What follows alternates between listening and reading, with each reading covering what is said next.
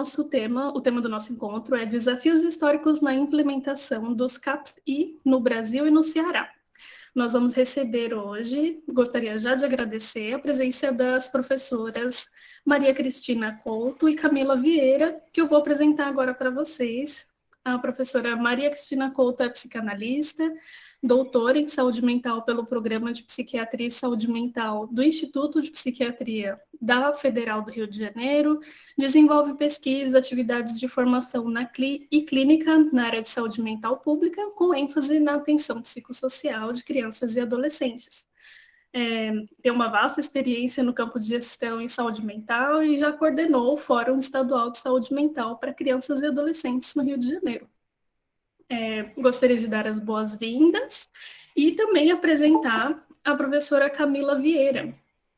Deixa eu ver se vocês estão me ouvindo. Então, sim. Professora Camila Vieira é docente na Universidade Federal do Ceará, no campus de Sobral. Ela é doutora em saúde coletiva pela Federal do Ceará e estuda temas na área de políticas públicas de saúde, saúde coletiva, reforma psiquiátrica, clínica psicanalítica. Atualmente é membro do projeto Água de Chocalho, com atendimento e supervisão no atendimento a crianças com grave sofrimento psíquico. É também orientadora voluntária na residência em saúde coletiva na Escola de Saúde Pública do Ceará. E atualmente é docente na Federal da UFC, no campus de Sobral também. Sejam bem-vindas. Eu não... Obrigada, Camila e Cristina. É Carla quem está falando. Agradecendo aí a vocês também em nome do programa, dando um oi, desejando bom trabalho para a gente. Muito obrigada. Quem gostaria de começar falando? Tanto faz. Acho que pode ser a Cristina, talvez, depois Camila. O que vocês acham? Pode ser, tudo bem. Pode ser. Pronto. Pode começar, então? Pode sim. Então, vamos lá. Primeiro, boa tarde para todo mundo. Estou vendo que tem uma porção de gente aqui, acho que somos 49, né, pessoas agora. Queria agradecer muito a oportunidade de estar aí com vocês, com o povo do Ceará, e através da Carla, que fez o primeiro contato comigo. Novamente, agradecer essa oportunidade. Carla, quanto tempo, muito bom te ver. Camila, super bom poder também dialogar com você.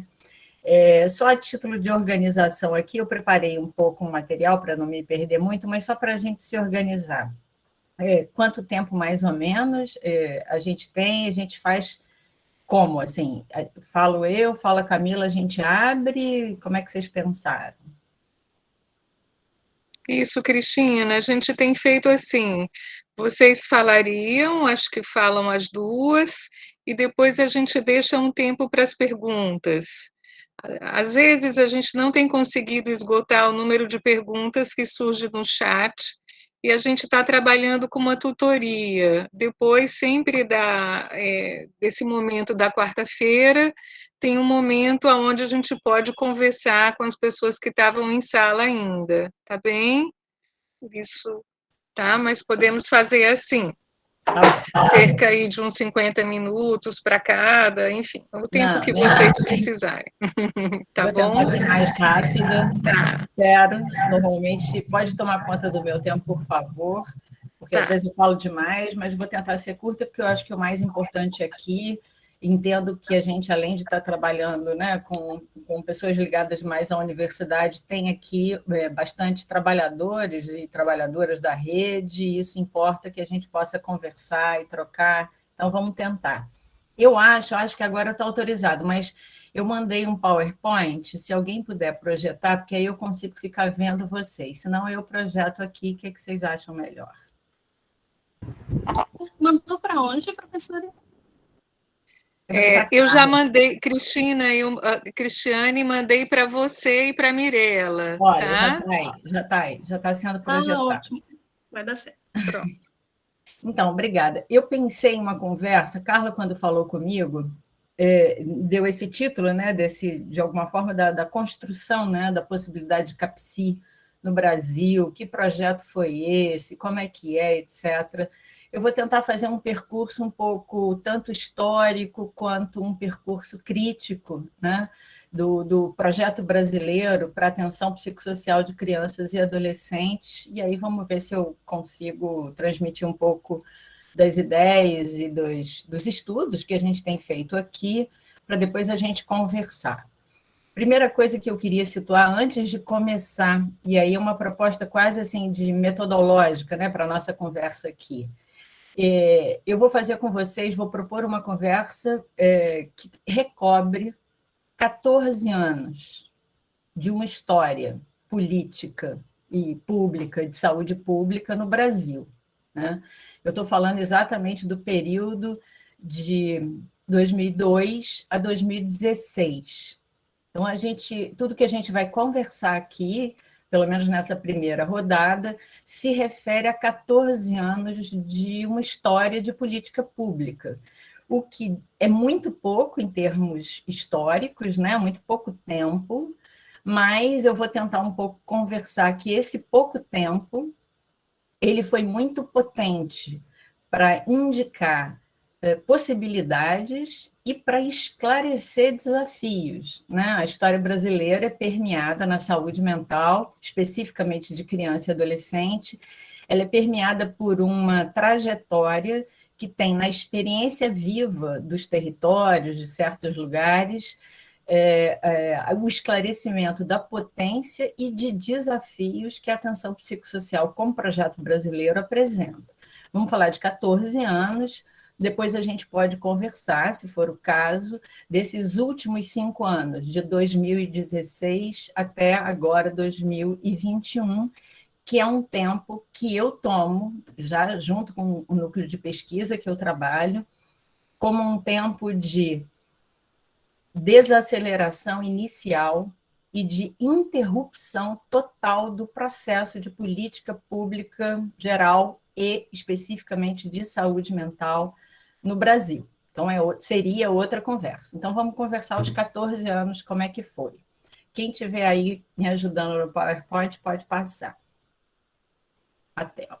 Primeiro, um certo contexto, assim, para a gente chegar a falar de CAPCI, eu achei que era bom a gente fazer muito panoramicamente um contexto histórico, né, da realidade brasileira, desde a implantação da República até o final do século XX, que é um pouco para situar vocês assim, até o final do século XX, especificamente até 2001, né, até no comecinho do século XXI, não era possível afirmar para o Brasil a existência de uma política de saúde mental voltada para a questão de criança e adolescente. Eu resumo tudo nesse SMCA, né? Saúde mental de criança e adolescente, só para ficar mais fácil. Não era possível afirmar a existência de uma política. Claro que havia serviços, eu mesma trabalhei em um, acho que a Carla me conheceu na época que eu trabalhava num desses serviços, isso lá na década de 90, não sei. Havia serviços, né? Havia ações voltadas, né, para as questões, digamos, gerais, aí, que a gente hoje podia chamar de saúde mental de criança e adolescente, mas não havia política pública proposta, porque para haver política pública não basta a independência dos serviços ou dos trabalhadores para fazer bons, razoáveis ou ruins serviços, né? Quando a gente tem liberdade de fazer, às vezes a gente faz coisa muito legal, às vezes não tanto, mas essa liberdade, digamos, hoje tão louvada aí por alguns, né? Essa liberdade como política democrática de um Estado democrático, ela, na verdade, significa uma ausência de assistência. Quando um serviço, uma equipe, ela faz o que ele acha e decidiu que é melhor, ou seja, sem ter vias e metodologias de avaliação de necessidades da população, pactuação coletiva, né, para decidir o que é o mais estratégico para fazer num certo momento, quem necessita prioritariamente de mais assistência ou não. Quando não existe essa pactuação coletiva, quando o serviço faz o que ele quer e o que ele pensa, a gente pode afirmar que Isso só pode ser feito na ausência de uma proposição política pública de um Estado democrático. Então, o Brasil atravessou 90, né, anos, quase 100 anos, né, da história da República, desde que foi implantada a República, sem uma proposição de política pública para criança e adolescente. Isso não foi só o Brasil, de alguma forma os países, né, do mundo ocidental, os países ligados à ONU, tem isso que a gente vai chamar de inclusão tardia na agenda da saúde mental dos países, e do Brasil também. Houve uma inclusão tardia da temática da saúde mental de criança e adolescente na agenda da saúde mental geral. Depois, se for o caso, eu falo como é que vem acontecendo e foi acontecendo em outros países. Mas aqui no Brasil também aconteceu isso, né? Foi muito tardia a entrada da temática da criança e dos adolescentes na agenda da reforma psiquiátrica ou da saúde mental pública, como a gente hoje chama, né? Por quase 100 anos, 80, 90 anos, né, desde a República, as ações que a gente podia dizer voltadas para a necessidade de saúde mental de criança e adolescente, sem grandes avaliações delas, eram restritas aos setores da assistência social ou da educação, e aí da assistência social antes da Política Nacional de Assistência Social, né, gente? O que tinha eram, talvez aí no Ceará também tivesse, houve muito abrigamento, era chamado abrigo, né? Abrigo, aqui no Rio, por exemplo, em Minas, tinha muito uns chamados abrigos para portadores de deficiência. Essa figura não existe mais, mas esses equipamentos existiram muito, né, no Brasil afora. Tinha, depois de um certo tempo, teve a proposta e teve vigência por longas décadas, né? A Legião Brasileira da Assistência, a famosa LBA, que acabou no governo Collor, e também era voltada para crianças e adolescentes, mas numa proposta que eram decisões de governos e não propriamente de pactuações de governo com a sociedade civil e com a sociedade civil organizada, que é o que embasa um pouco a proposição de uma política pública. Os problemas, então, naquele contexto de saúde mental de crianças e adolescentes, a gente pode afirmar que esses problemas ficaram e eram invisíveis ao sistema de saúde mental geral e depois dos anos 70, mesmo ao movimento da reforma psiquiátrica brasileira, né? Eu comecei a trabalhar no campo da saúde mental pública nos anos 80, ainda não tinha lei, não tinha nada disso, e trabalhei em hospícios, a gente tinha a ideia de superação dos hospícios já desde aquela época, e todo embasado aí, né, no ideário da reforma psiquiátrica, mas não se falava muito da criança e adolescente. Era como se os problemas de crianças e adolescentes ou não existissem, ou havia uma ideia, isso é uma hipótese, né, que a gente tem, havia uma ideia de que as crianças e os adolescentes estavam salvaguardados da exclusão materializada pelos hospícios, né? Eu não sei se vocês sabem, mas dos 100 mil leitos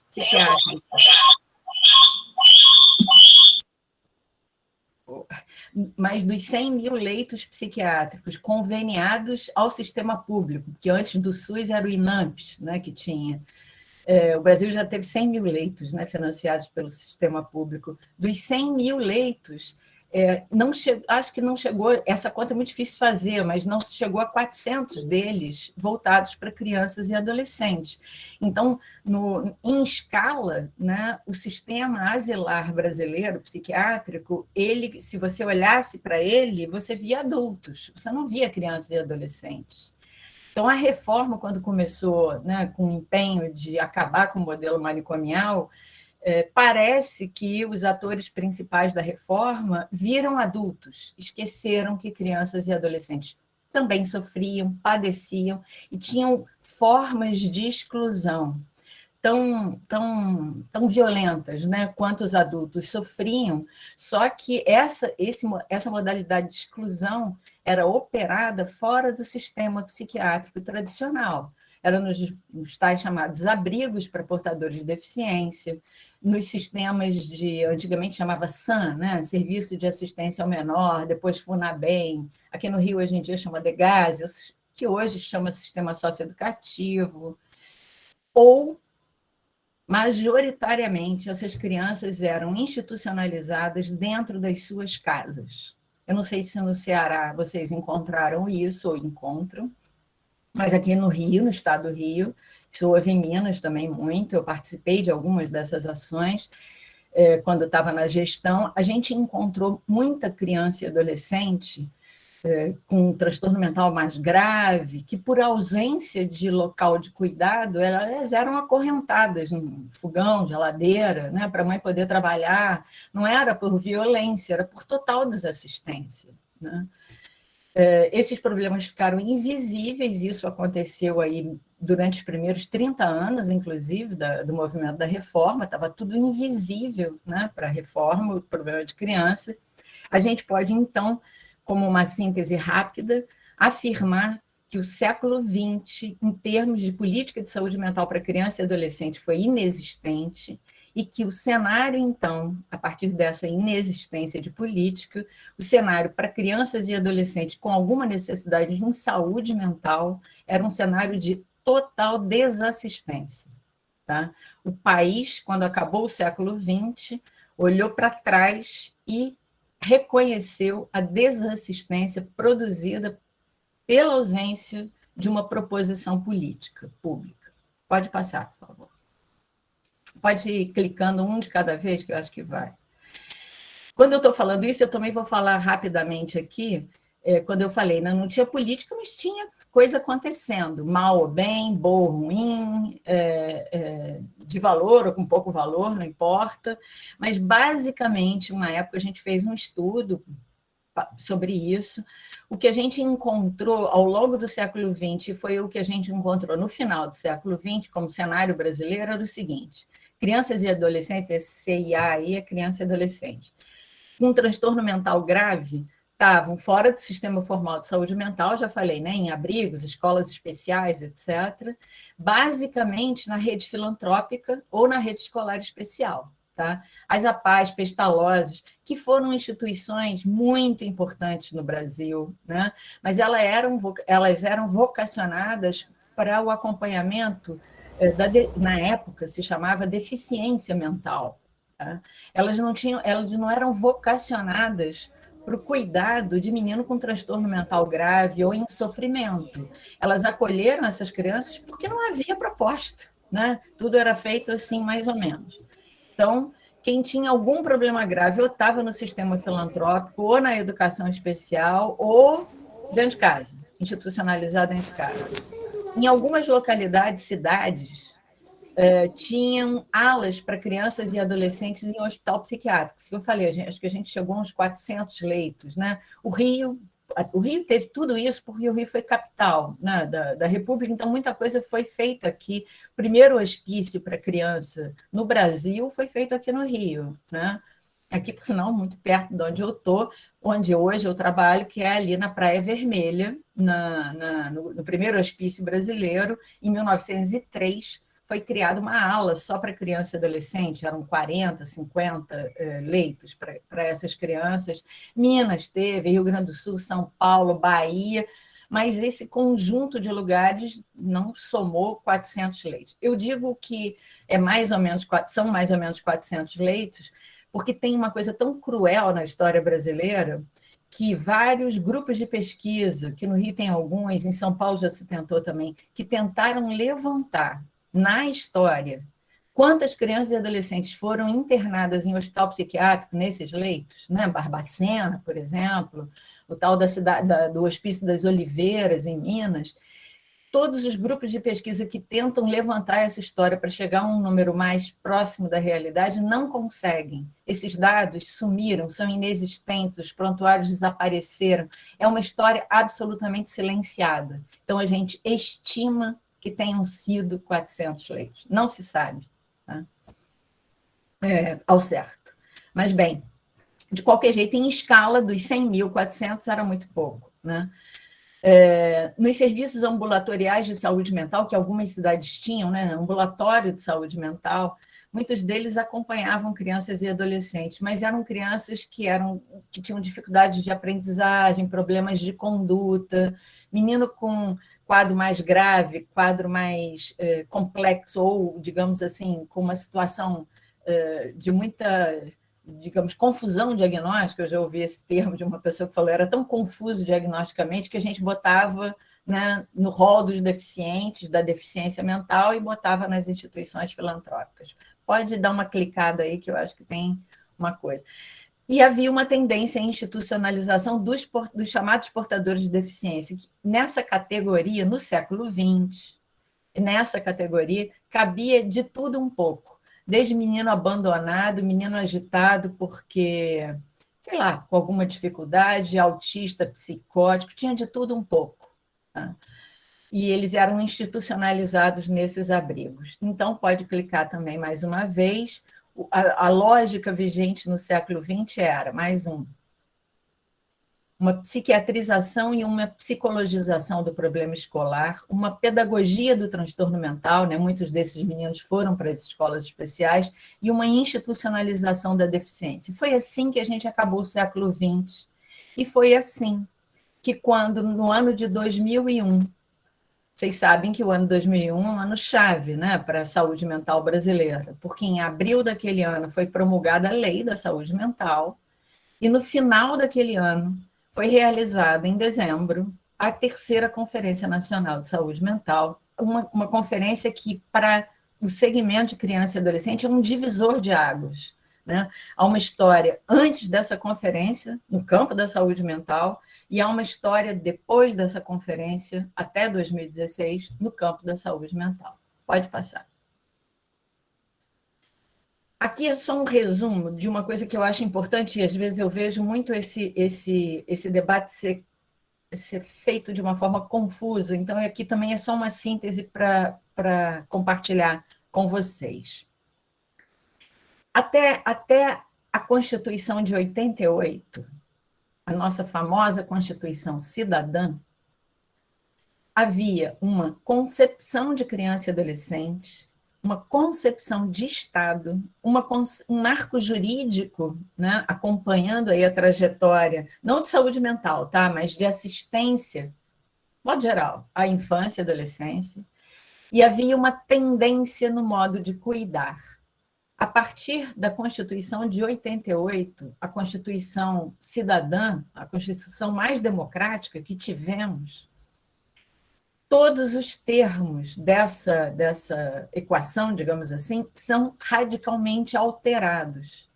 E essa alteração, possibilitada pela Constituição, propiciou condições de possibilidade para que, no início do século XXI, depois da aprovação da Lei da Saúde Mental e na realização da terceira Conferência Nacional de Saúde Mental, a gente pudesse dizer ao campo da saúde mental geral, gente, vamos avançar, mas a gente vai ter que olhar para as crianças e adolescentes, porque elas também sofrem, elas também precisam de cuidado, elas estão excluídas, né, da ética do cuidado em liberdade.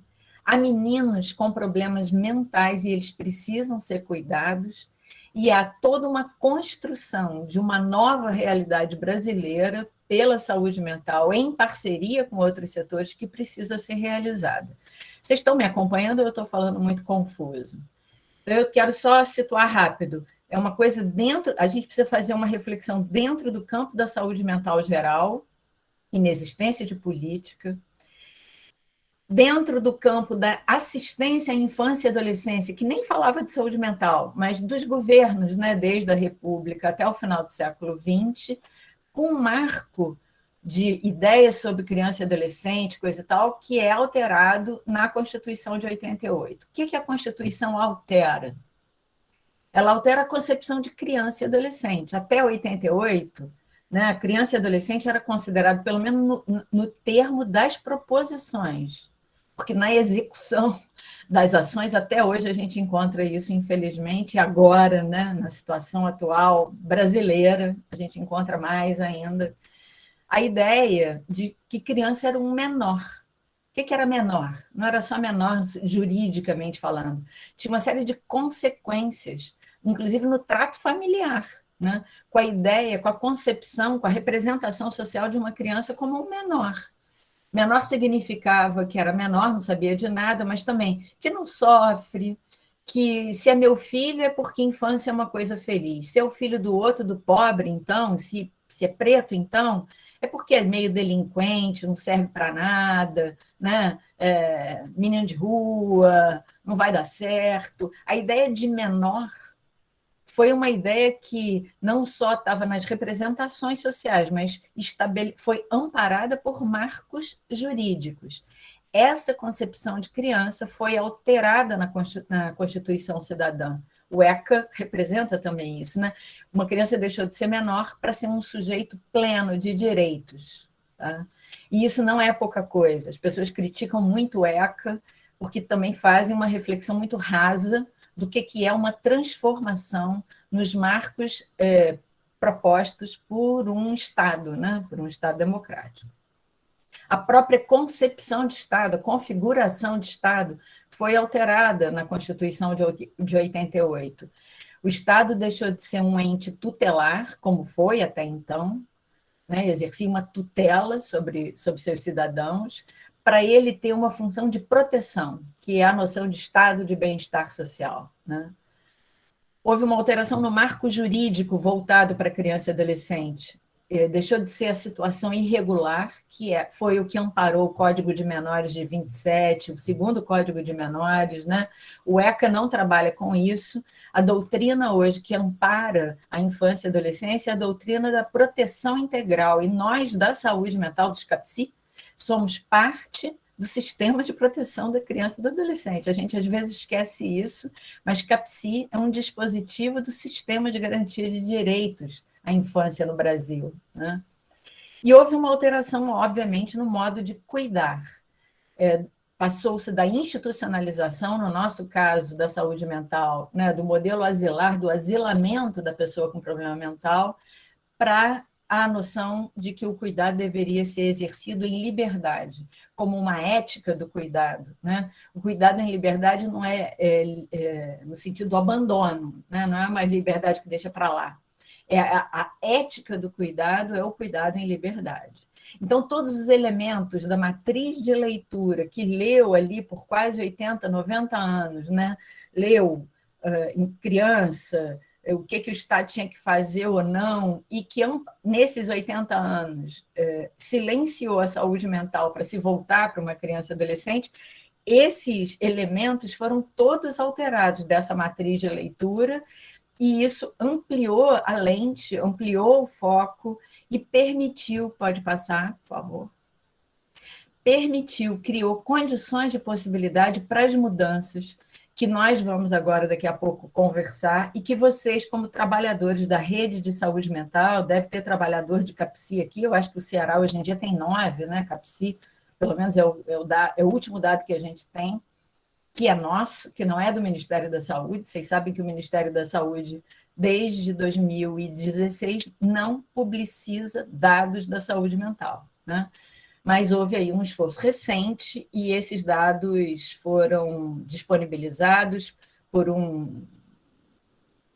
publicado, né, por um grupo, e uma das pessoas do núcleo de pesquisa que eu trabalho participou dessa publicação. Então, hoje a gente sabe, pelo menos, que é uma informação que se tem, de que tem 9 CAPCI habilitados no estado do Ceará, não sei se é isso, pode ter mais, mas vocês que trabalham nos CAPCI, nós que trabalhamos, né?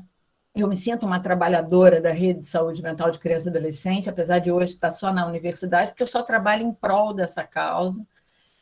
As condições de possibilidade para as mudanças que hoje a gente opera, né? Nós somos hoje os operadores dessa mudança, foram criadas pelas alterações que a Constituição proporcionou e também pela Convenção de Direitos da Criança da ONU, de 89, foi um ano depois da Constituição. O Brasil é signatário dessa convenção, apesar do governo atual renegar isso, mas o Brasil é signatário da Convenção de Direitos.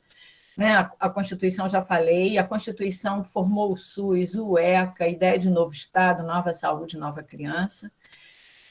A Lei 10.216, que foi muito importante porque ela ampliou enormemente o patamar de institucionalidade do ideário da reforma psiquiátrica, né? Com a promulgação da lei, a ideia de cuidado em liberdade, de reforma psiquiátrica, de tudo aquilo que a gente almejava, aquilo deixou de ser uma proposta de alguns governos municipais, né? O Santos, por exemplo, o município de Santos foi muito icônico no Brasil para isso, em alguns outros lugares, deixou de ser proposta de governo, de alguns governos, né? Para ser uma responsabilidade do Estado democrático brasileiro. Então, ela deixa de ser uma política de governo e passa a ser uma política de Estado, a saúde mental. Quando ela amplia esse patamar de institucionalidade, ela vai olhar para um bando de coisa nova, a saúde mental, que ela não olhava até então. Uma delas, as crianças e os adolescentes. Tem um outro ponto, não é nosso tema aqui hoje, que também foi incluído na saúde mental como da sua responsabilidade por conta dessa ampliação, que foi o tema dos usuários, do cuidado de usuários de álcool e outras drogas, mas não é o nosso caso aqui hoje. Mas as crianças e adolescentes e os usuários de álcool e drogas entraram para a agenda da saúde mental a partir desse rol de mudanças muito proporcionada pela Constituição, pela superação, né, da ideia de um Estado tutelar. Pode passar, por favor. A chegada das crianças e dos adolescentes na saúde mental marca duas coisas muito importantes que a gente vai chegar a conversar quando falar mais do CAPSI. Foi o seguinte, foram as crianças e os adolescentes que inscreveram no campo da saúde mental geral a importância do fundamento da intersetorialidade. A intersetorialidade não é só uma conversa entre saúde mental e educação, saúde mental e assistência. Isso é uma visão muito reducionista do que é intersetorialidade. Eu acho até frágil, né? E eu acho meio quase boba, né? Não é isso que é intersetorialidade. A intersetorialidade ela é um modo de operar o cuidado tanto do menino quanto a organização de um território. Então, esse fundamento, uma criança ajudou a saúde mental a pensar que a intersetorialidade era decisiva, porque uma criança é um ser intersetorial por excelência, né? O fato de uma criança para se constituir como tal, até para sobreviver, ela depender do outro, e a família já é uma instituição, né? Ela depende de um outro, de quem cuide, e aí não família no sentido tradicional, família como a dependência dela de um adulto significativo, a diferença geracional importa, né, na sobrevivência de uma criança. O fato de uma criança necessitar da escola, e a gente agora vive um período de pandemia onde nunca ficou tão clara a importância da escola, a função social da escola para a constituição de uma criança, para a ampliação do mundo dela, para o entendimento do mundo dela. Uma criança, por ser um ser organicamente, vamos dizer assim, intersetorial, quando ela chega para a saúde mental, ela chega quase dizendo assim, olha só, gente, vocês são muito legais, tá bom que vocês vão montar a CAPSI para mim, etc e tal, mas esses serviços, para ser bacana comigo, não poderão ser autocentrados. Os primeiros CAPs para adulto foram, tá? E teve uma importância terem sido autocentrados, mas isso é uma outra história. Quando as crianças chegaram, a gente já tinha uma longa trajetória de experiência com os CAPs de adultos, né? Mas elas chegaram dizendo isso, se querem cuidar de mim, vocês vão ter que ser capazes de conversar de um jeito inteligível, a gente tem muita dificuldade de se fazer entender, nós como saúde mental. Vocês vão ter que ser inteligíveis, arranjar um jeito de ser inteligíveis, compreensíveis, decididos, porque vocês vão levar para o mundo uma ideia que a sociedade em geral não tem sobre mim, criança. Se quiserem cuidar de mim, vocês vão ter que, desta forma inteligível, decidida, compreensível, etc., conversar com a minha família, com quem cuida de mim, com a escola, com a assistência tutelar, assistência social, com o judiciário, com os promotores. Elas chegaram dizendo assim para a gente da saúde mental. eu preciso de vocês, mas virem-se para superar a própria formação tradicional de vocês. A gente tem, né, gente? Eu sou muito mais velha, provavelmente, que vocês todos aí, e a gente tem ainda uma formação muito conservadora. O que significa que os nossos cursos de graduação não nos preparam para atuar na atenção psicossocial, e esse é um dos desafios que a gente vai falar adiante. Isso não inviabiliza a atenção psicossocial, mas isso exige de nós todos, dos gestores, das universidades, estou falando aqui com o pessoal de universidade também, me implico nisso, que a gente abra condições de formação também permanente, nossa e de todo mundo que trabalha, para a qualificação nossa como operadores da atenção psicossocial. Nenhum de nós sai preparado de nenhuma universidade para fazer atenção psicossocial, infelizmente, até hoje. Mas vamos lá. As crianças inscrevem a intersetorialidade e inscrevem a importância do componente da promoção de saúde mental na organização das redes territoriais e na direção do cuidado de cada menino e menina. O que é isso? Eu não vou entrar também muito nisso, que não é nosso tema, mas depois, se for o caso, eu posso conversar rapidamente. Hoje em dia é o tema que eu mais tenho estudado, etc., e executado. A gente tem uma série de pesquisas aqui no Rio sobre essa temática. Promoção de saúde mental, só para ser rápida, não é prevenção de doença mental. Tá? Há uma diferença enorme entre a ideia de promoção e a ideia de prevenção.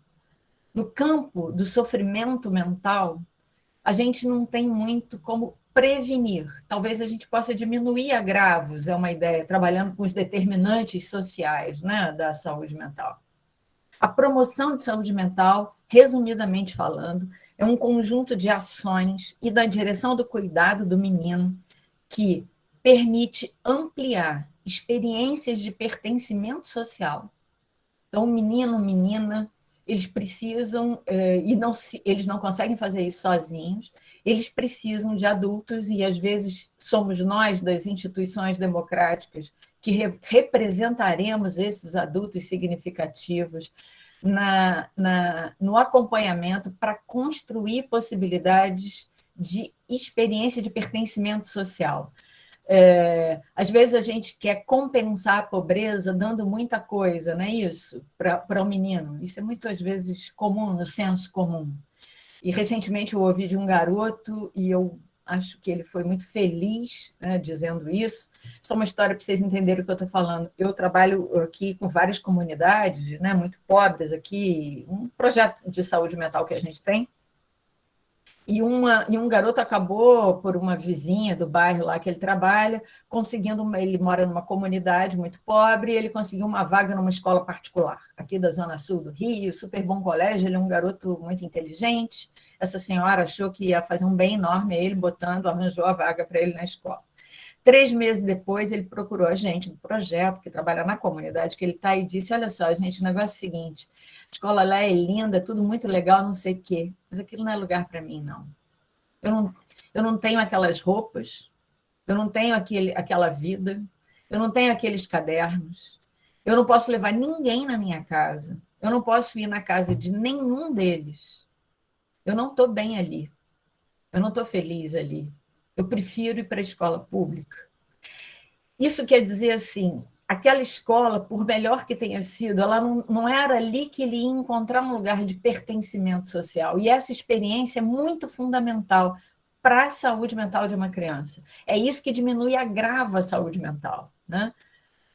E aí a gente podia conversar 1000 outras coisas, mas promoção de saúde mental tem a ver com a ampliação de experiências de pertencimento social, com experiências, através de 1000 estratégias, onde os meninos e as meninas reconheçam que a palavra deles, de cada um, tem valor. Seja lá o que for que eles tenham para dizer. É preciso reconhecer que a palavra de um menino tem valor. Né? Isso parece bobo, mas isso Isso é raro na justiça, isso é raro na saúde, isso é raro na medicina, isso é raro, muitas vezes, na psicanálise, lamentavelmente. A gente fala tanto que escuta as crianças, mas às vezes a gente já escuta interpretando. E se a gente escuta interpretando, a gente não escutou, entendeu? É preciso ouvir uma criança, de verdade. Né? Não só o pai e a mãe dela, ou quem cuida dela. E se a gente entende isso, depois a gente vai conversar no CAPSI. A minha pergunta para vocês é: como vocês têm escutado as crianças? Escutar de verdade. Não é escutar, já interpretar, desenha aí que eu vou entender o que você está falando. É preciso que o CAPSI seja um lugar que possa dizer para uma criança, seja lá o que for que você tenha para dizer, eu posso ouvir. Posso ouvir. E a gente precisa estar preparado para escutar o insuportável de ser escutado. Né? Mas é isso. Isso é promoção de saúde mental. E a chegada das crianças também mostrou que os fundamentos gerais da atenção psicossocial, rede, território, acolhimento, participação, etc., os usuários como sujeitos plenos, parceiros do cuidado, esses fundamentos eram aplicáveis às crianças e adolescentes. Precisava responder à especificidade deles, mas eram aplicáveis. Pode passar, por favor. 2 ações inaugurais, depois da terceira Conferência de Saúde Mental, foram decididas para começar a implantação da política de saúde mental brasileira para criança e adolescente. A implantação de CAPSI e as estratégias de articulação intersetorial. Há um equívoco que ainda permanece. Eu faço muita banca hoje em dia, né? E sou parecerista de muita revista, leio muito artigo para publicação, etc., e tento contribuir um pouco com isso.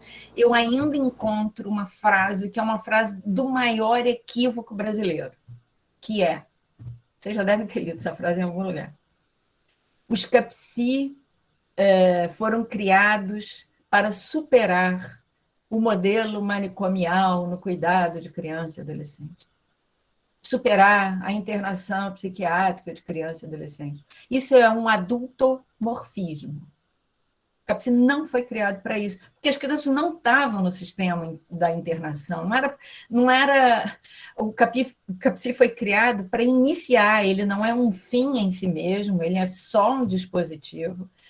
Foi criado para iniciar um processo. Em 2016, isso parou, um processo de superação da desassistência em saúde mental de criança e adolescente. Ele é um dispositivo para superar a desassistência, ou seja, ele não trabalha com modelo diagnóstico. Há outro problema também de outra frase, assim, CAPSI para criança, como é que é? Autista, psicótica e neurótica grave. Não! Claro que essas crianças, né, por seus problemas complexos, precisam ser acompanhadas pelo CAPSI, onde ele existe. Mas o CAPSI não é só para essas crianças, porque ele não é um serviço diagnóstico. Ele é um dispositivo da atenção psicossocial. Se a gente não consegue entender por que ele foi criado, às vezes a gente acha que essas frases representam a verdade dos CAPSI. Tá?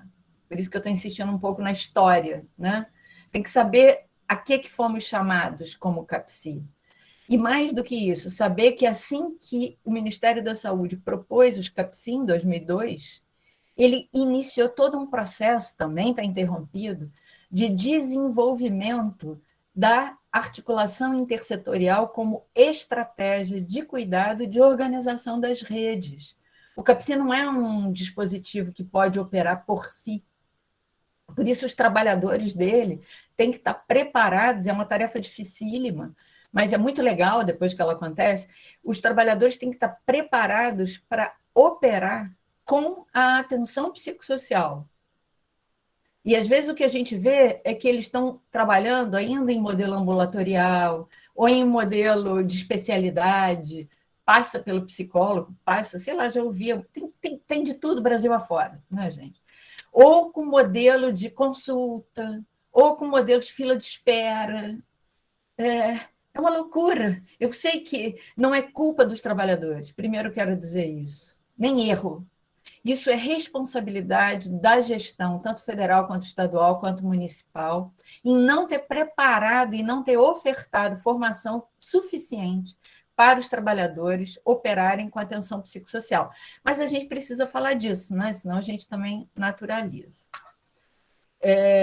Os serviços, a ideia, né, do CAPSI é que ele seja um projeto de transformação social. Eu tenho uma noção que até é muito desenvolvida por uma certa autora na Argentina, ela nem discute a política brasileira, ela é de lá, mas ela tem uma preocupação e ela coloca uma coisa que eu acho interessante, que ela diz o seguinte: instituições de estados democráticos, quando são voltadas efetivamente, né, para o cuidado, essas instituições podem albergar subjetividades. Eu acho que isso, eu gosto disso, para mim isso esclarece muito a ideia de CAPSI. Tá? Porque há meninos que só vão ter algum lugar ali, a partir dali, né? O CAPSI como um ponto, a partir de onde será possível construir uma outra história. Isso não quer dizer que o garoto precisa de tratamento, no sentido reducionista de tratamento. Precisa de cuidado, né? Às vezes o garoto que está na rua, o garoto que está no tráfico, o garoto que está sob violência, o garoto que está sem futuro, que a escola não suporta, que etc. e tal, às vezes ele precisa de um ponto de ancoragem, e esse ponto de ancoragem precisa e deve ser o CAPSI. Alguém está me pedindo para falar? Pode falar, e eu peço para passar o outro slide, por favor. Mas alguém que for falar, eu não estou vendo todo mundo, tá? Então, acho que é Maria Jusilene, é isso? Pode falar. Mas eu não estou te vendo.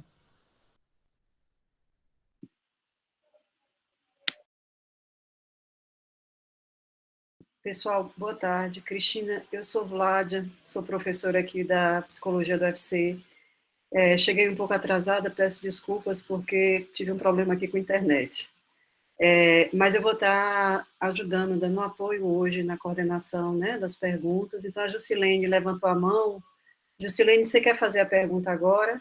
Porque eu ia também sugerir que as pessoas fossem colocando aqui no bate-papo e no final, para a gente poder fazer as perguntas em bloco. O que você acha? Eu já estou vendo que estou extrapolando meu horário, eu estou acabando aqui para a Camila poder falar também. Mas podemos, então, fazer assim? As pessoas colocam aqui no bate-papo, a gente registra para responder depois em bloco? Beleza, então. Tá, vou seguindo adiante para ir rápido. Aqui são os marcos da política, tá? As portarias, eu não vou entrar muito nisso. Pode passar, por favor. Eu não sei quem está passando. Aqui os CAPSI, vamos lá, uma conversa, vou tentar ser rápida sobre os CAPSI. Pode passar. Porque um CAPSI eu já coloquei, né, também um pouco. Eu posso deixar esse PowerPoint estar aí com vocês, depois vocês podem ler, pode passar.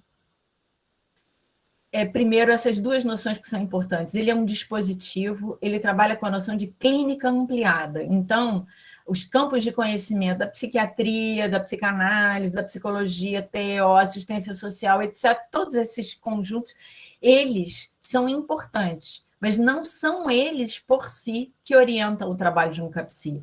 A pergunta que se faz para a psicanálise é: em que você pode contribuir para a atenção psicossocial? Não é a atenção psicossocial que tem que contribuir com a psicanálise, tá? Uma psicanálise que, por exemplo, diga: eu só posso acompanhar tal hora o sujeito se tiver um divã, não serve para a atenção psicossocial. Estou sendo simples e direta, assim, posso falar isso, sou uma psicanalista, porque senão essa coisa não tem fim, tá? Um psiquiatra que diz, não cumpriu o protocolo, não faz, não serve para atenção psicossocial. Simples e direto. As áreas de conhecimento têm que se haver com o mandato público do CAPSI, ou da atenção psicossocial, e não o contrário. Mas pode passar. Isso aqui eu queria destacar rapidamente. Tá? Um CAPSI, a quem se destina, eu já falei um pouco, a todos os meninos que sofrem e que têm alguma questão, né, complicada, que a gente chama com laço social dele. Seja isso o que for. Tá? Seja isso o que for. mas ele tem um duplo mandato. Ele foi o dispositivo que mais se discutiu, né, como tendo um duplo mandato. Eu acho que todos os CAPs têm, mas o CAPSI especificamente, que é um mandato terapêutico, ele precisa cuidar de quem necessita, mas mais do que tudo ele tem um mandato que a gente chama de gestor. Gestor não é igual secretário, coordenador, nada disso não.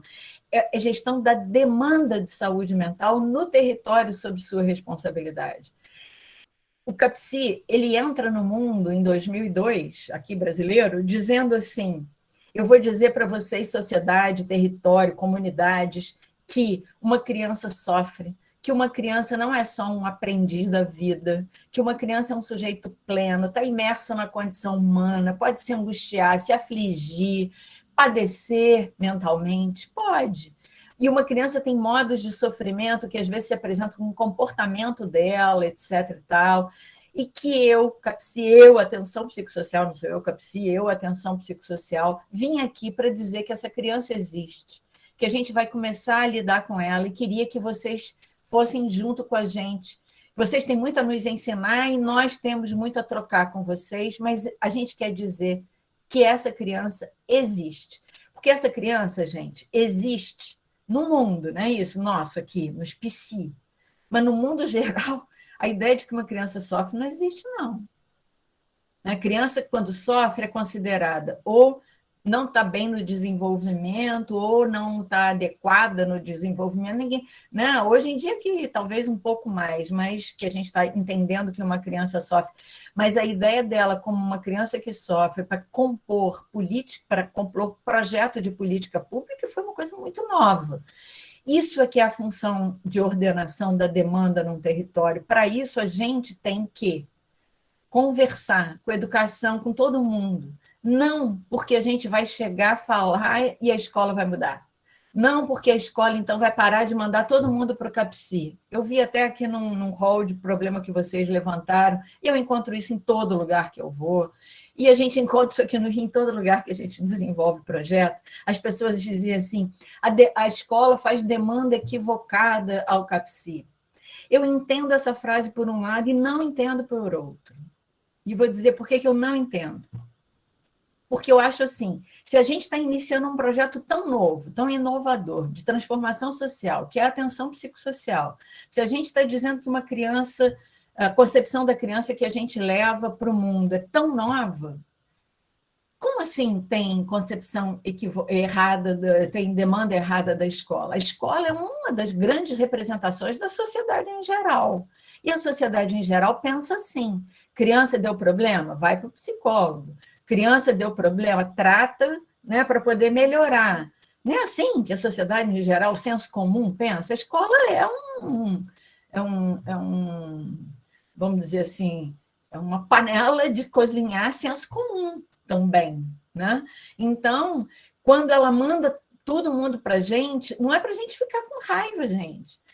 Isso também não significa que a gente vai acolher e tratar todo mundo. É tomar aquilo como primeiro ponto de possibilidade para um trabalho com as escolas.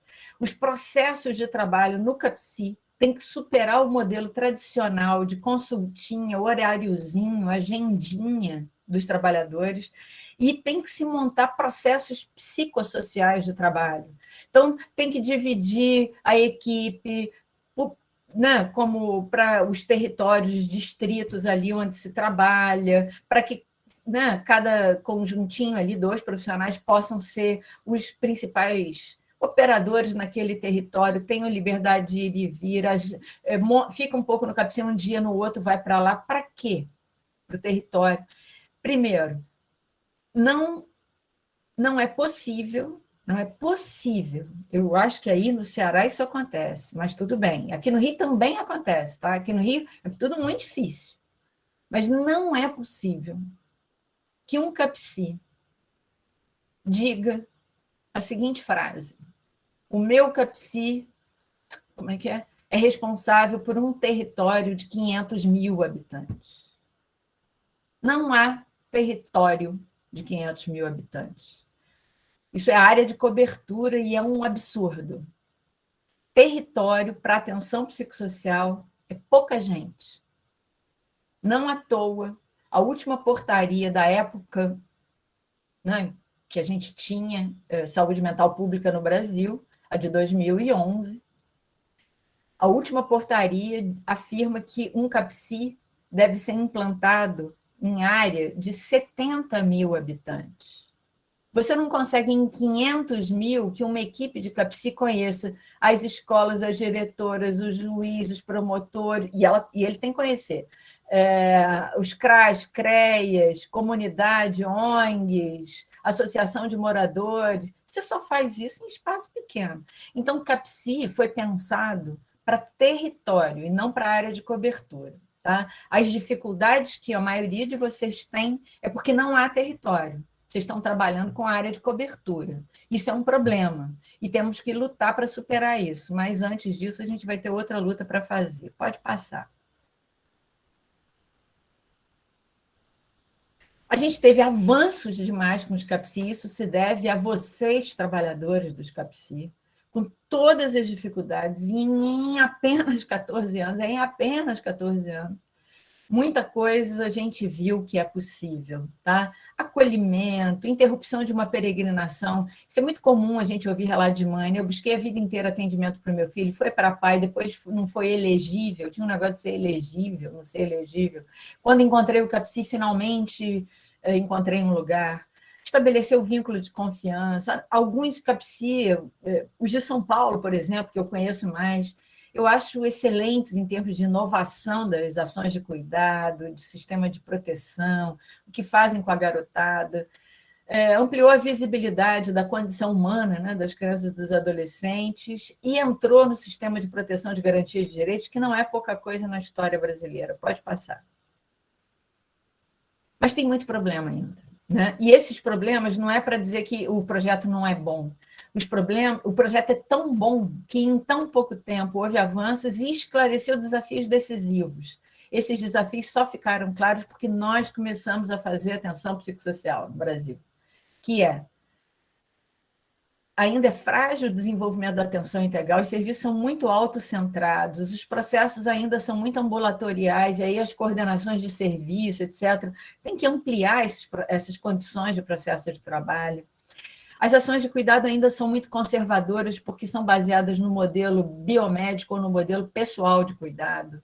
Biomédico inclui a psicanálise também, apesar de não estar correto, tá? Mas é assim, eu sou psicanalista, só faço isso. Isso aí não serve para atenção psicossocial, né?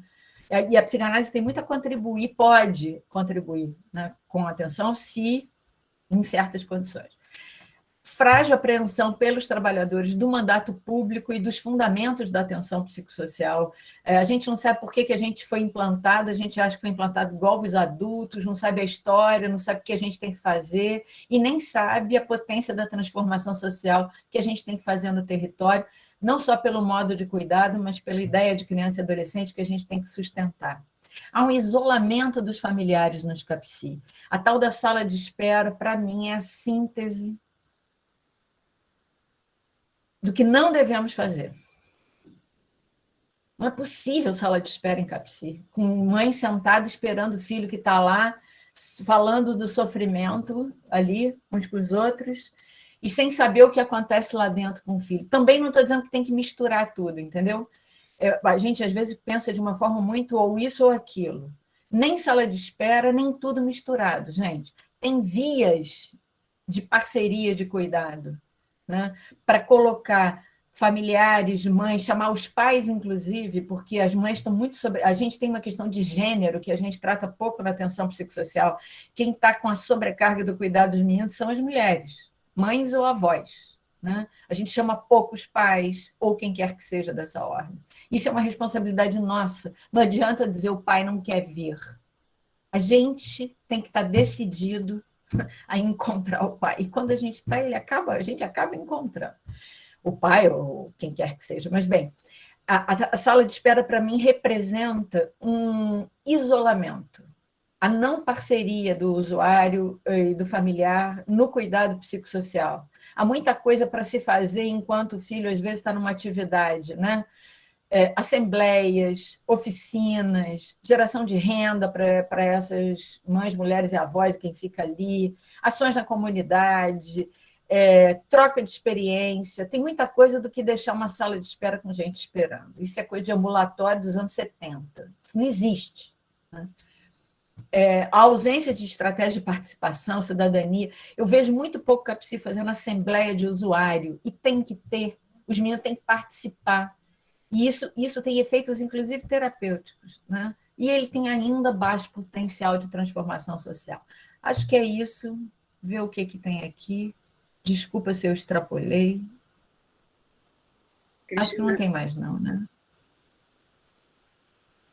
Não, aí a intersetorialidade do território, já falei, e acho que Tem mais algum? Isso são promoção social, isso fica com vocês aí depois.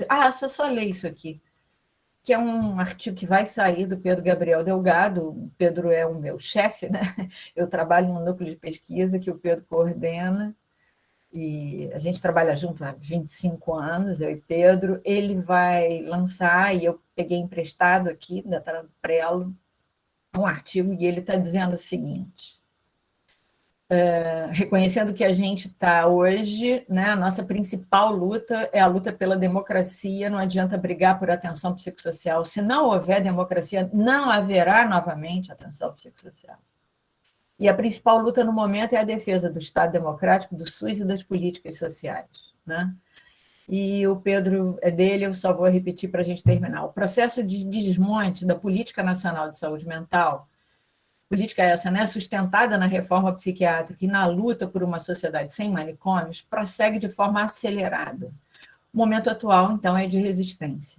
Como parte da resistência, precisamos examinar criticamente os pontos frágeis da proposta da reforma. A gente pode fazer a nossa crítica, não para acabar com a reforma, mas para avançar. Né? Essa é a nossa diferença com os nossos opositores. A gente também critica, isso não tem problema. Então, a gente tem que examinar criticamente os pontos frágeis da proposta da reforma e refletir, como prática cotidiana, sobre os fundamentos éticos, teóricos e clínicos do que chamamos de campo da atenção psicossocial. Um campo de disputas inevitáveis, internas à sua própria história e suas contradições, mas que representa uma aposta na dignidade da pessoa com sofrimento mental, a qual necessita de uma forma de cuidado que busca assegurar sua autonomia, bem-estar e liberdade. É isso.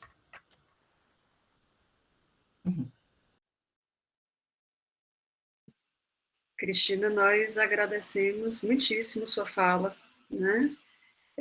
Tem questões, né, que você traz aí, que são questões da história da saúde mental infanto-juvenil, que estão postas desde o momento em que se propôs, né, a existência dos CAPSIs, questões muito fundamentais, a quem eles se destinam, né, qual é a lógica mesmo de funcionamento, enfim. Aí eu queria saber de vocês duas, Cristina e Camila, se eu posso colocar aqui as perguntas que foram dirigidas à Cristina, para ela responder, e a gente segue com você, Camila? Ou, no final, articulamos todas? São muitas perguntas, aí eu deixo para vocês ficarem à vontade. Eu sugeriria que a Camila pudesse falar, depois a gente conversa, não pode alongar, né? Tá bom. Então, beleza.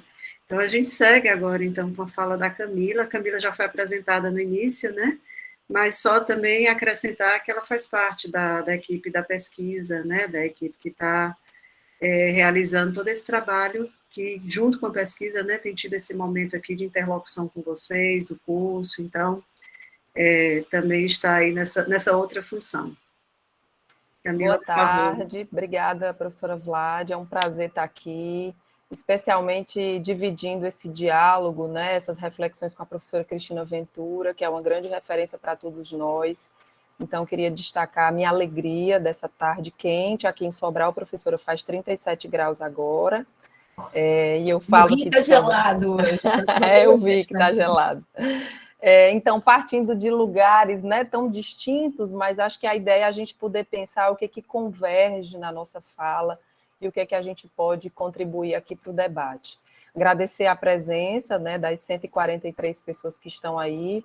Eu vou falar trazendo questões a partir do meu lugar na pesquisa, como a professora Vládia destacou, mas também a partir da minha inserção em Sobral, nesses 15 anos de luta da interiorização da universidade, né, do curso de psicologia, da pós-graduação em saúde da família e em psicologia e políticas públicas.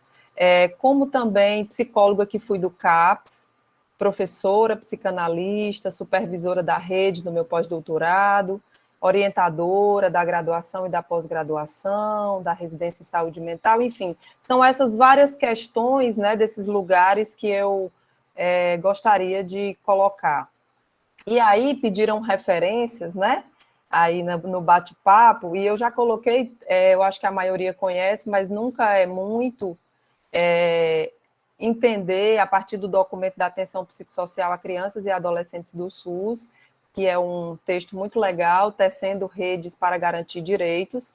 E aí eu queria trazer, porque eu acho que a arte nos ensina muito, e a professora Cristina termina destacando o nosso papel ético e político, e eu queria já começar com ele, né, trazendo o Chico Buarque, quando ele escreve, né, produz uma música que eu acho que serve a todos nós. Eu vou ler porque eu não sei cantar, tá? A novidade que tem no Brejo da Cruz é a criançada se alimentar de luz, alucinados, meninos ficando azuis, e desencarnando lá no Brejo da Cruz, eletrizados, cruzam os céus do Brasil na rodoviária, assumem formas mil, uns vendem fumo, tem uns que viram Jesus, muitos sanfoneiros seguem tocando blues, uns têm saudade e dançam maracatus, uns atiram pedra, outros passeiam nus. Mas há milhões desses seres que se disfarçam tão bem que ninguém pergunta: de onde essa gente vem? São jardineiros, guardas noturnos, casais? São passageiros, bombeiros e babás? Já nem se lembram que existe um Brejo da Cruz, que eram crianças e que comiam luz. São faxineiros, balançam nas construções, são bilheteiras, baleiros e garçons. Já nem se lembram que existe um Brejo da Cruz, que eram crianças e que comiam luz. Eu acho que para a gente falar dessa proposta que nos foi convocada aqui, né, sobre os desafios de implementação dos CAPS-I no Brasil e no Ceará, e sobre a história das crianças do nosso país, eu acho que o Chico Buarque é uma ótima abertura, né? Lembrando aqui que os CAPS-I, né, eles são instituídos dentro desse movimento da Lei da Reforma, né, e que cabe a eles acolher crianças e adolescentes em sofrimento, que precisam de cuidados, e aí esses cuidados com vários S's, né, para a gente destacar que a abordagem é múltipla. E com a implementação da rede de atenção psicossocial, os pontos de atenção, eles se ampliam e devem se articular, ou pelo menos deveriam, né? Os CAPS-I, eles devem, como a professora Cristina já ressaltou, eles devem ser ponto de mobilização para um cuidado em rede, né? Eles devem ser fluidos, eles devem ser vivos e não referência única de cuidado, né? Isso é essencial, porque só assim é possível deixar de ser ancoragem ambulatorial, no sentido de incorporar e receber todos os casos para um atendimento que ali vai ficar, mas estabelecer parcerias com toda a rede. Então, eu sempre penso o CAPS-I como um articulador, né? Através de vários outros serviços e setores, onde esses jovens circulam. O nosso cuidado deve ser centrado nesses sujeitos, né? E eles circulam aonde? Eles circulam no campo da educação, daí a nossa necessidade de diálogo, nos espaços comunitários, nos espaços de lazer, no campo da justiça social. Só assim, nesse diálogo, é que a gente consegue possibilitar esse cuidado ampliado e um êxito, né, do nosso trabalho. Pontuando um pouco a história, né, em 2014, surge esse documento que eu li para vocês, que vem com a abertura da música do Chico Buarque, Atenção Psicossocial a Crianças e Adolescentes no SUS. E esse documento, ele traz algumas coisas muito importantes, né? Eu acho que todos vocês aqui, trabalhadores, estudiosos, tomam esse texto em algum momento como referência, e aí eu queria relembrar que algumas diretrizes são fundamentais para a gente pensar implantação e continuidade, né, do trabalho em CAPS-I. O primeiro deles que eu queria destacar é o reconhecimento das crianças e dos adolescentes como sujeitos, mais do que sujeitos de direitos, são sujeitos de desejo. A gente não pode esquecer isso, né? A fala deles deve ser considerada. Daí, quando a gente pensa em RAPS, a gente pensa que o CAPS-I, ele deve promover um trabalho de autonomia, de escuta desses jovens, desses sujeitos, sempre pensando na inserção da família no tratamento, né? Isso porque o cuidado, ele é exercido tanto no serviço como junto àqueles com quem esses jovens, essas crianças se relacionam. Então, essa rede, ela precisa estar bem articulada, né? Uma outra coisa é que os encaminhamentos, eles não virem uma empurroterapia. É muito comum a gente aqui na rede escutar que quando um usuário do serviço deixa encaminhado para um outro serviço, parece que ele deixa de ser daquele. E a gente sabe que não é assim. Se a gente está falando de rede, a gente está falando de fios paralelos e transversais que se entrecruzam, a gente não pode entender que quando um sujeito sai de um lugar, ele deixa de estar em outro, né? Ele está circulando na rede. Temporariamente, ele vive mais a experiência de cuidado em um determinado lugar, mas isso não significa que ele saiu da rede, né? A importância do trabalho no território, né? Da gente entender que recortando o espaço onde esse sujeito vive e as relações que ele estabelece, é nessa escuta que a gente pode pensar o cuidado, né? E aí, diante disso, eu trago algumas questões para a gente refletir, questões sociais, questões políticas, né? Nós somos um país que ocupa um ranking nada interessante de dizer, um ranking de prescrição de medicamentos, por exemplo, de diagnóstico de TDAH, segundo lugar no mundo, né? Que é uma categoria que vem condenando dia após dia uma infinidade de crianças nas escolas, muitas vezes pelas escolas, nos consultórios médicos e psicológicos e psiquiátricos, né? Por nós mesmos. Eu acho que eu trago aqui uma questão para a gente discutir. É uma reflexão, né? Quanto mais nós nos desviamos da nossa função social, política e ética, nós, trabalhadores da saúde, e nos agarramos a um tecnicismo e a uma nomenclatura internacionalizada, né? Eu acho que quanto mais a gente faz isso, menos a gente interroga as demandas, menos a gente trabalha em produções em série, né? E eu acho que o escopo do nosso trabalho inclui necessariamente o nosso compromisso ético-político, né? A gente tem tido um movimento mais de transformação ou mais de condenarmos as crianças, os adolescentes e jovens a se aprisionarem em diagnósticos que se desenham como caminhos de mão única, grafados com tinta que não se apaga, né?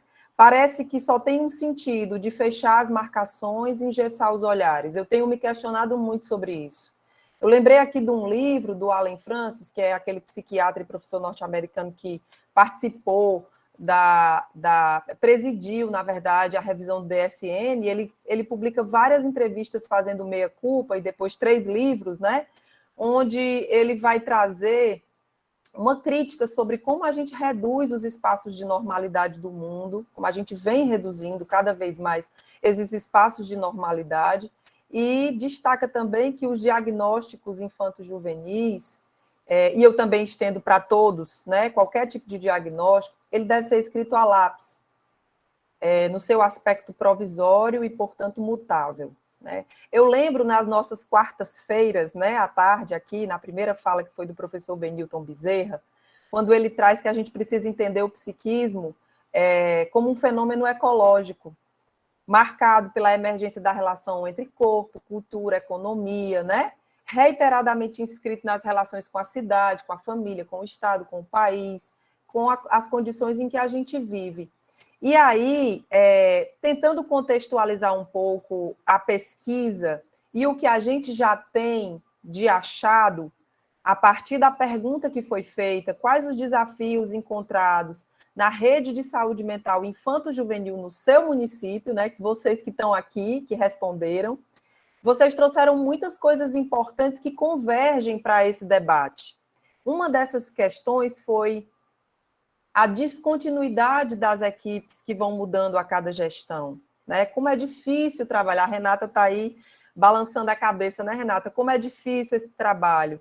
A sobrecarga de trabalho em função das demandas que são crescentes, né? E a ampla abrangência de cada serviço, principalmente nas cidades com poucos equipamentos especializados, foi isso que vocês trouxeram. E aí eu lembrei que quando eu era estudante de psicologia, eu li um texto em 1995 de pesquisadoras da UFC, do campo da enfermagem, onde elas fizeram um levantamento de como eram os serviços, não CAPSI, porque não existia, né, mas CAPS, que eram 4 CAPs que existiam no interior do estado. Em Fortaleza ainda nem tinha, Fortaleza foi ter em 2001, né? E o que é que elas trouxeram? Elas trouxeram que a equipe era uma equipe mínima que dava conta de uma demanda de trabalho extrapolada, olha, em 1995, né? Então, essa desproporção entre o número de trabalhadores e a quantidade de trabalho a ser realizado, ele é próprio do nascedouro desses serviços, né? Então, eu acho que é uma coisa para a gente refletir aqui também. A sobrecarga de trabalho, ela caminha junto com a própria confecção desse modelo de cuidado. Uma outra coisa que vocês trouxeram foi a dificuldade para desenvolver um trabalho intersetorial em rede, inclusive pela sobrecarga e os atendimentos individuais que lotam as agendas de trabalho, né, de uma logística do trabalho ainda entendida como focada no indivíduo predominantemente. Outra questão que vocês trouxeram, a intensificação do sofrimento das crianças na pandemia, isso é um fato incontornável, né? O aumento das desigualdades sociais, a intensificação da fome, o desamparo das famílias. Vocês trazem a escola como um lugar de proteção social, de sobrevivência física e psíquica, né? Um ponto de ancoragem, porque também é onde essas crianças, esses jovens, esses meninos e essas meninas, como a professora Cristina chama, né, conseguem, inclusive, comer. É um dado muito importante para a gente conversar. E como diz o Winnicott, em certas circunstâncias, pode ser mais normal estar doente do que estar bem, e a pandemia mostra isso, né? Mas eu acho que muito mais para a gente pensar o que é que a gente está fazendo com esses diagnósticos. Como é que a gente acolhe os sofrimentos? Na condição de estratégia de sobrevivência e de expressão ou como um transtorno, né? Vamos aumentar a quantidade de diagnósticos com o que a pandemia está nos trazendo ou vamos colocar em questão as intervenções que temos feito e a escuta que temos feito? Um outro ponto que vocês trazem é o aumento de casos de suicídio, o aumento do uso abusivo de substâncias, né? A violência intrafamiliar e quadros de ansiedade. Tudo isso aparece muito, né? Uma outra coisa que tensiona o nosso trabalho e que apareceu na fala de vocês é a importância da atenção básica e do diálogo com as escolas, né? Do entendimento do quanto isso movimenta o cuidado em saúde mental, o quanto isso é rede. Há uma expectativa, né, na fala de vocês, de que a atenção básica possa absorver os casos que vocês chamam de mais leves e que possam fazer um encaminhamento mais adequado. Eu acho que isso é uma coisa para a gente pensar, né? Até na fala da professora Cristina, o CAPSI é um lugar de acolhida, né?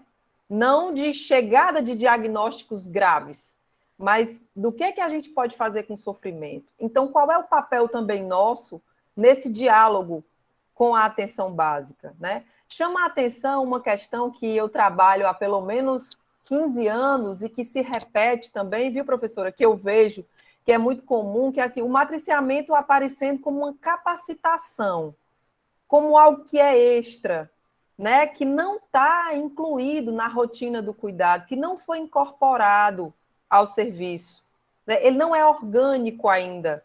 Ele é algo que acontece esporadicamente e que quando acontece, que bom que acontece, mas nem sempre acontece, porque não tem espaço, né? Hoje eu conversava com uma amiga psiquiatra e eu disse assim, a gente vai para matriciamento tal, e ela diz, não, não vai dar para ir, porque tem muito caso para atender no CAPS.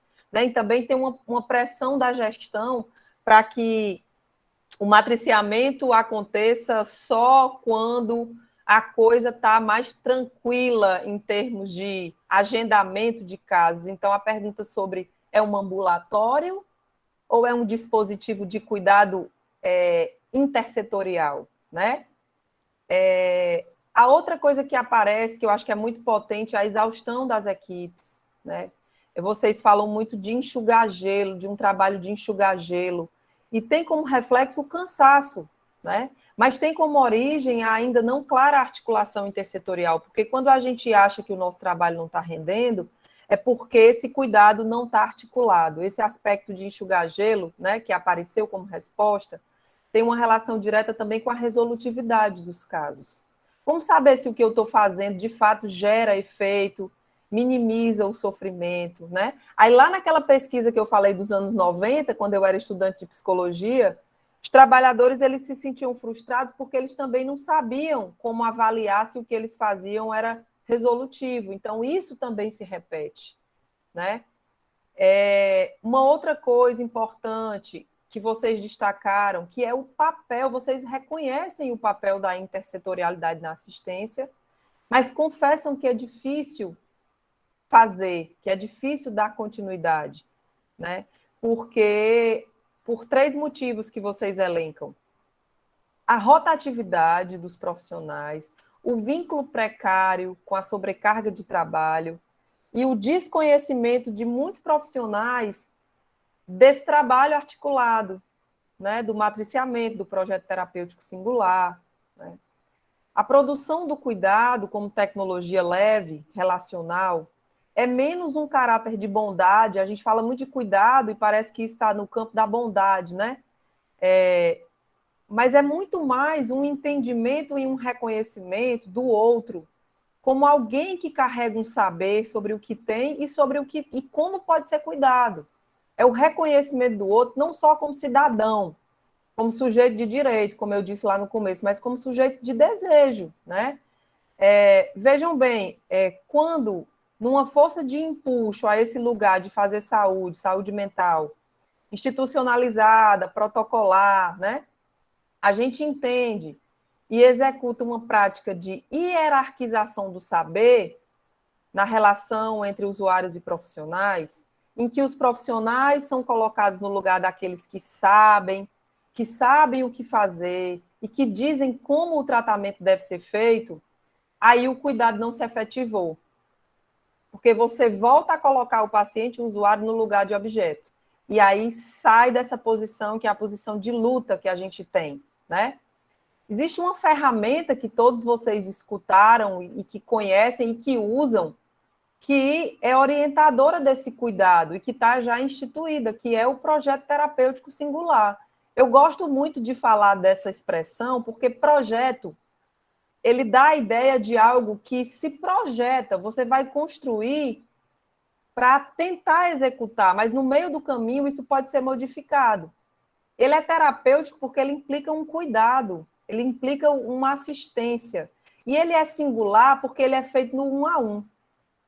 Então, ele é fantástico dentro dessa proposta, né? Um momento de encontro onde uma equipe se dispõe a entender um sujeito, aquele lá ecológico que o professor Benilton falou para a gente, né? E que tem um contorno de cuidado que é provisório. Acho que tem alguém com o microfone ligado. Clemícia, seu microfone está ligado.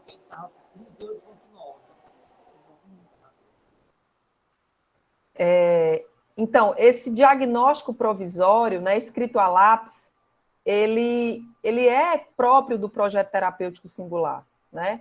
E nada mais é do que uma nova forma da gente realizar uma discussão de caso clínico, capaz de proporcionar uma atuação integrada da equipe, né?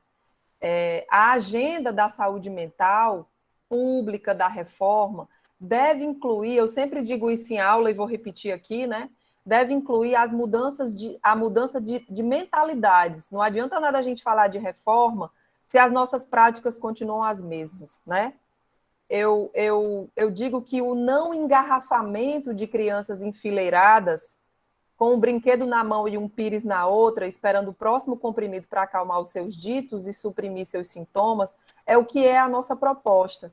Aqui em Sobral, de onde eu falo e onde vários colegas trabalham, e em outros espaços onde está acontecendo a implantação do CAPS-I, nós estamos em plena implantação de CAPS-I, a gente tem que fazer uma pergunta, viu, Vlad? Eu sempre digo, o que significa, para além de um equipamento físico, que convergem serviços, pessoas e processos de cuidado em saúde mental, o que significa a implantação de um CAPS-I? Né? Do que a gente deve cuidar e qual deve ser a nossa luta? Se a gente tem uma luta de décadas para implantar, a gente tem uma luta que virá de muito mais décadas, advertidos para que a implantação não seja o fim de linha. Eu que sou corredora, gosto de dizer, não é o ponto de chegada, onde eu pego a medalha e a corrida acabou, mas é um novo ponto de largada, de uma nova luta, né? Que, por gentileza, não deve repetir a cronificação dos diagnósticos e a não conformidade dos encaminhamentos. E aí, como eu comecei com o Chico Buarque, eu vou terminar com o Freud, né? Porque no texto dele, Das Linhas para o Progresso da Terapia Psicanalítica, ele diz assim, gente, olha que coisa linda. É possível prever que a consciência da sociedade irá se despertar e fará com que se lembre de que o pobre deve ter tanto direito à assistência para sua mente, quanto dispõe agora do auxílio oferecido pela cirurgia a fim de salvar sua vida. Eu vou pedir licença ao Freud dizer, da vacina para a Covid, né? É tão importante quanto. De que as neuroses ameaçam a saúde pública não menos do que a tuberculose, e tampouco podem ser deixadas aos cuidados impotentes de membros individuais da comunidade. Então, portanto, é um compromisso coletivo nosso. Então, serão criadas instituições para as quais serão designados profissionais preparados, de modo que homens que de outra forma cederiam à bebida, mulheres que sucumbiriam sob o peso de suas privações, crianças para as quais não há escolha, a não ser se converterem em selvagens ou em neuróticos, possam se tornar capazes, por meio do trabalho, da resistência e da análise. Tais tratamentos serão gratuitos. Pode ser que passe um longo tempo antes que o Estado chegue a compreender como são urgentes esses deveres. Mais cedo ou mais tarde, chegaremos a isso. E aqui estamos, na luta para implantar, implementar e tornar rico e vivo esse espaço de cuidado. É isso.